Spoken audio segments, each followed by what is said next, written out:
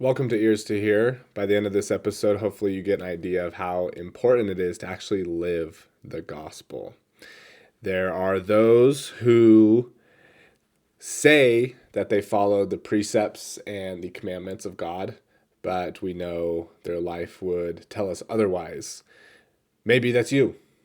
It's been me. I've been there where I say I believe these things, yet I do totally different things. And one time I was in church and a man got up and said, the gospel is about trying my best. And he paused for a while and said, I don't try my best. He said, I'm a hypocrite. And I'm proud to say I'm a hypocrite because being a hypocrite means that I am constantly in a state of trying, but being aware that I could always do better. And so he kind of flipped the word hypocrite on its head and was trying to use it in a positive light of saying, like, listen, we're all hypocrites.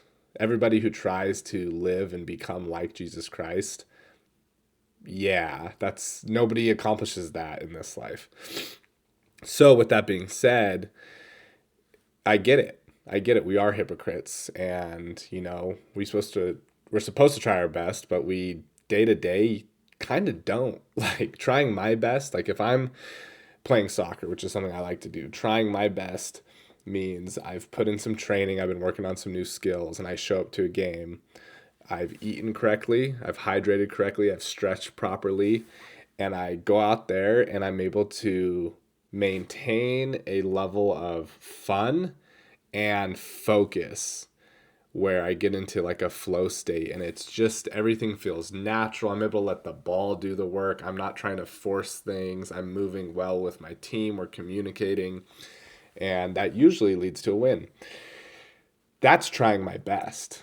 But there's a lot of elements that I have to do on my own to ensure that I'm now trying my best. Most of the time I roll up to a game, I have like a half-hearted stretch. I usually don't eat correct because there's not a lot of weight on these games. It's like a local rec league here in an indoor facility.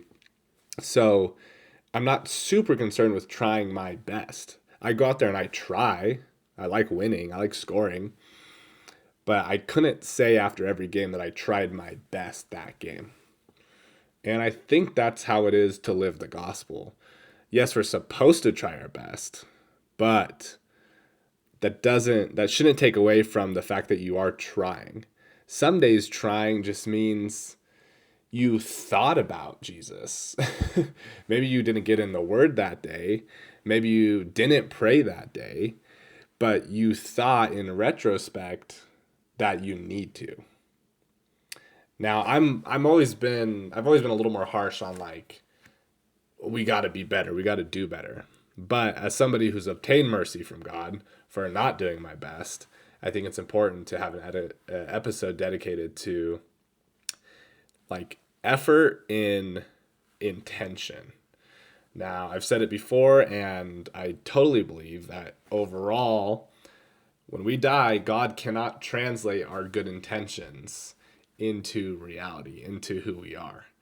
Right? I can intend my whole life to be like Jesus Christ. If I never do anything where I become like him, actually change into the character of Christ, well, those intentions only get you so far. But some days you will just have to have the intention and you won't be able to muster any more strength to do anything else.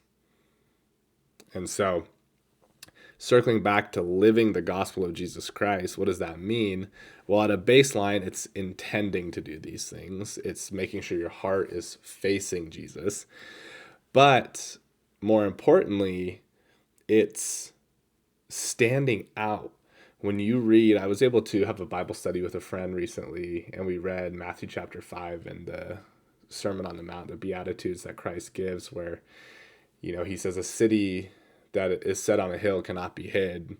Therefore, don't take a light and put it under a bushel. And he's saying all these things, pretty much just saying, be an example to those around you. It's not about showing off. It's not about, pointing at yourself saying, look how cool I am. Look how Christian I am. But if you do live these standards, naturally they're going to be different than the world standards. So don't like shy away from them. Story time. I just spent a week in Costa Rica for a friend's wedding. Had the greatest time ever. It was awesome. A lot of people I was there with were believers. I'd say majority were believers. And two of us stood out. My friend and I, the one that I had that Bible study with, we both don't drink. We're both non-drinkers. And I've never drank ever. And he has had a past with drinking and has been sober for about 3 years now. And so this was a destination wedding. There was partying, there was alcohol, lots of things like that. And in every instance, both him and I, our decision to not drink is rooted in our beliefs in Christianity. And secondly, I would say health. But first and foremost, the belief in keeping the body pure, only putting things inside that are healthy. And in every instance where there was drinking, him and I were both individually or collectively approached numerous times, each time, about, wow, you guys just are so strong in your faith. Wow, I can't even imagine what it would be like to have fun without a drink. That's what people were telling me. They were saying that they didn't think they could have fun without drinking. And secondly, they were going, and you know what's really cool? You guys, it doesn't seem like you're judging us. You guys are just amongst us and you're having fun. Like, we can tell you're having a good time and you're not like in the corner being weird, like I don't want to get next to that. And it just got me thinking, and I didn't think much of it, but it was so frequent every day that by the end of the trip, I was just like, man, like probably 15, 20 different instances in the last week where the fact of living my faith to the best of my ability. And again, it's not like, oh, I'm so cool. I just was raised that way. It's been easy for me to never drink. It was a choice I made one time and have never had to second guess it. And I've seen the effects it has on others. And I've determined as an adult, I still want to abide this choice. I don't see the need to go that direction. Anyway, again, that's just by the grace of God. I'm fortunate to have been raised that way. However, but living it has had an effect. When you live the gospel, people see it. People notice. And believers and non-believers alike will see you're different. You stick out. What's wrong with you? I like it. Why are you different? Why are you able to have fun sober? Well, yeah, one, I don't know any different. Somebody could make the case, oh, I'm sure you'd have more fun if you drank. Well, more fun is subjective because I don't think that hangover you just had the next morning, that doesn't sound fun to me. Your night before might have objectively been more fun because you were a little more outside of your shell, because you were loose and whatever. But at what cost? At what consequence? And so rather than this like up and down of what drugs can do or what many of the vices that Satan's going to offer you can do, why not like ride the peace of just being sober? And I don't mean sober just in the instance of not partaking in alcohol. I mean sober-minded, sober in life, sober by the way you act and the principles you follow. And it was just cool. It was just plain cool to be in those settings. And I'm from California, and I've been in similar-ish settings. And so I've been in a place where I may have judged previously, or I've been the person judged for the way I act. And I don't think it's right to be in a setting like that and be like, oh, like I'm above this. I'm not gonna, this is so beneath me. No, it's not. That's not what it's about. Like, Christ dined with the sinners and the saints alike. I'm not advocating that you go put yourself in situations that are like tempting for you. Christ doesn't want you to do that.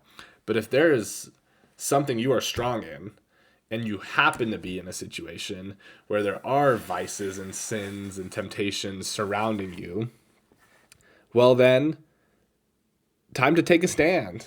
And take a stand sometimes just means just be who you are. That's the beauty of it. If you taking a stand is just you being yourself, well, that says a lot about you and your character. And I think people were able to see that about my friend and I. And I admire my friend more because he has delved into that world and had to claw out of it. And it took him a long time. And it was really hard and X, Y, and Z. And he lost friends and had to move away. It was the whole thing. So I commend him more so because now he's able to say, hey guys, I relate to you. I've actually done it. That's something I can't say. And so his like testimony of not drinking, if you will, was very strong, and people were able to really connect with him and be like, wow, like, yeah, I don't know, man, maybe I should, or, I found people would often like, yeah, no, I've been meaning to get around to drinking less or whatever. And they felt the need to like, I was like, no, you're good, bro. Like, it's cool. We're not judging you and saying you need to live this way. We've just found it's been beneficial, and we feel the Spirit more in our life by doing so. So live the gospel and have that intent, that intention. I just think that's beautiful. If you abide by the principles that Christ teaches you, then you really do become a city on the hill for others to observe and follow. And it's very easy for me to pick out a few people in my life who, man, they're just principled men and women. They just live a certain way. Like they operate on like a higher, more sober mindset. And so with that comes they're unshaken. It seems like they don't have any vices, right? None of these people are perfect, but those people really do stand out. And so to live the gospel is just so much better than to just be like a busy bee in the church. Whatever your faith is, wherever you worship, however you worship, it's easy to just get caught up in like being busy. You know what I mean? Like to just feel, okay, I need to read, I need to pray, I need to serve, I need to go teach this class, I need to do one good thing a day. And like we kind of make systems out of worship and faith. And sometimes I think that just doesn't leave enough room for like natural preaching, natural relationships with people. I think it's better if you just, again, operate a certain way, which is in line with Christ and his teachings. So as you go through life this particular way. And as you go through each situation, your answers on how to behave, what to say, how to act they're already there. Each party I was at this week it wasn't like oh no, like, I don't know, maybe I do drink now because it is my best friend's wedding. Like, I don't know, like that's not a thought. Whereas if I hadn't lived that way, or I was washy or didn't believe these things strongly, it'd be hard. It'd be so hard. So that is the message today. A little bit shorter, a little bit more concise, but sometimes trying is all you can muster. Don't stop trying, but get to the point where it's not so much you have to try to do these things, you just live this way. This is just who you have become, and work on that becoming versus the just like stacking things to do in the gospel. Because that just gets overwhelming. That causes some anxiety, and there's this new age term going around called, I think it's scrupulosity. I don't know, something like that. I'll do an episode on that, but that is essentially just saying it's almost like a religious form of perfectionism, where we get caught up in the commandments, we get caught up in the teachings of Christ, and be ye therefore perfect. And so we psychoanalyze ourselves from a judgment perspective that we are never enough. And then we really detach from just feeling the Spirit because we're so self-critical. And that feeds into the, you repent, but you can't forgive yourself, which is a key part of that repentance. And at that point, we're still hurting Christ on the cross if you can't forgive yourself. Because oftentimes he's ready to forgive us when we aren't. And we are what is holding us back, if that makes sense. So I'll dive into that later. Thanks for watching. Talk to you next time.